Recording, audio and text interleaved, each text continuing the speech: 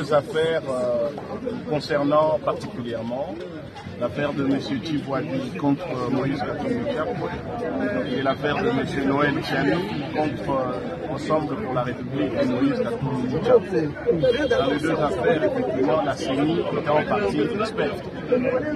S'agissant de la première affaire, M. Tshisekedi a fait observer devant la Cour qu'il n'a jamais saisi la Cour en contentieux des candidatures. Auquel cas, l'affaire est devenue sans danger, il a été rayé du rôle et il a été déclaré irrécevable sur le champ. S'agissant de l'affaire Noël Tchani, comme vous vous êtes rendu compte, il est venu développer des prétentions de contestation de la nationalité de Moïse Katumbi Chapwe. À l'appui de ces prétentions, il a produit un article de Jeune Afrique et il a dit que de toute façon, c'est des notoriétés publiques que Moïse Katumbi serait italien. Il n'a produit ni une décision des autorités italiennes reconnaissant cette nationalité à Moïse Katumbi, ni une quelconque décision d'une autorité étrangère attribuant à Moïse Katumbi une nationalité autre que la nationalité. Par contre, la CENI a dit devant la Cour constitutionnelle, au regard de l'article 104 de la loi électorale, les dossiers de Moïse Katumbi Chapwe étaient complets, en ce d'autant plus qu'il était versé l'original de son certificat de nationalité.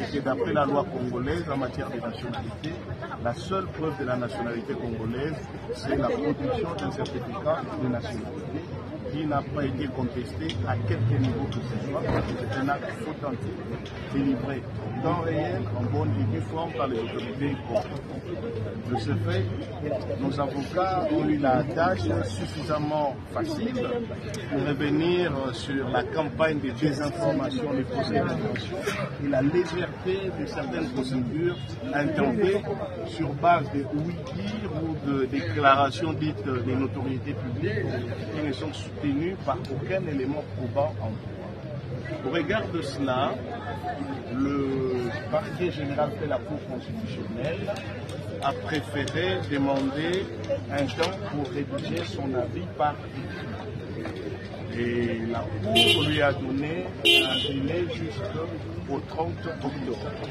Délai qui nous a aussi été donné jusqu'au lundi déjà, 30 octobre, à 10 heures pour faire son avis écrit. Délai qui nous a aussi été donné, le temps d'attendre la décision de la Cour.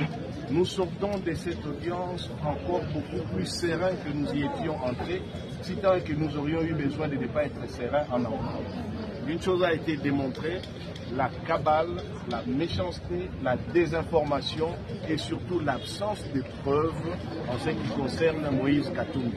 Il est fort dommage qu'à un si haut niveau des juridictions de notre pays, des individus se permettent d'intenter des actions sur base d'un recyclage des propos par oui-dire et des rumeurs qu'on trouve souvent dans les labos et officines de certains partis dont le fonds de commerce n'est que les mensonges et l'attribution des nationalités électorales. Nous pouvons rentrer dans la sérénité parce que dénier à Moïse Katumbi une nationalité autre que la nationalité congolaise, lui attribuer une nationalité autre que la nationalité congolaise, c'est renier le droit congolais en matière de nationalité. C'est qui est juste impossible.